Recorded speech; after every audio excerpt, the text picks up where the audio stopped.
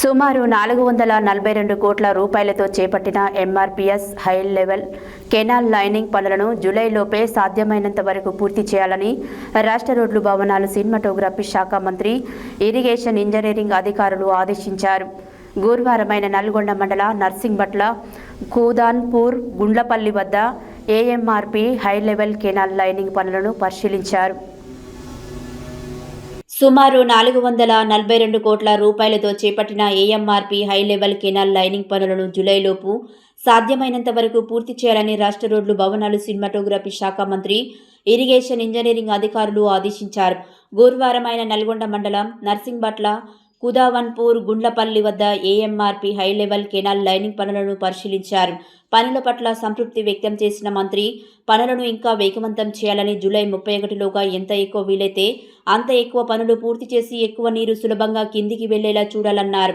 Lining కోసం తాను ప్రత్యేకించి రాష్ట్ర ముఖ్యమంత్రితో మాట్లాడి 442 కోట్ల రూపాయలను మంజూరు చేయించడం జరిగిందని, దీనిని దృష్టిలో ఉంచుకొని రైతులకు మేలు కలిగే విధంగా ఈ వానాకాలం పంటకు ఎక్కువ నీరు కిందికి వెళ్లే విధంగా చర్యలు తీసుకోవాలన్నారు.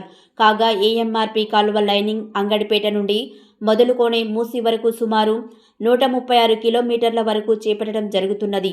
1985-86లో జరిగిన ఎంఆర్పీ కాలువ తవ్వకం పూర్తిగా 40 సంవత్సరాల తర్వాత రాష్ట్ర రోడ్లు భవనాల సినిమాటోగ్రఫీ శాఖ మంత్రి కోమటిరెడ్డి వెంకటరెడ్డి చొరవతో లైనింగ్ పనులకు నిధులు మంజూరు అయ్యాయి.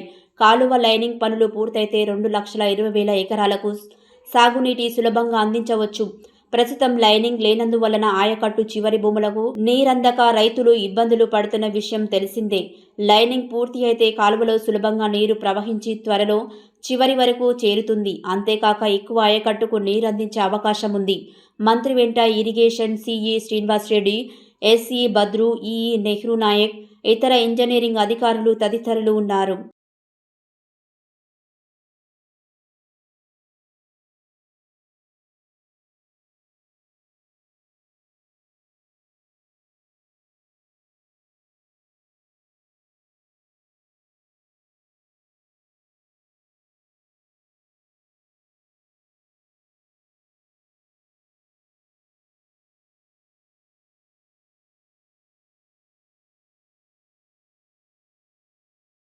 డిశ్చార్జ్ వాళ్ళు డిపెండ్స్ అపాన్ రీచెస్ మొత్తం ఇన్ని రీచెస్ ఉన్నాయి సార్, 18 రీచ్లు ఉన్నాయి సార్. 18 రీచ్ల ప్రకారంగా మనకు డిశ్చార్జ్ ప్రకారంగా ఎస్ సార్ D37 ఉన్నదని చెప్పి ఎక్కిచ్చారు సార్.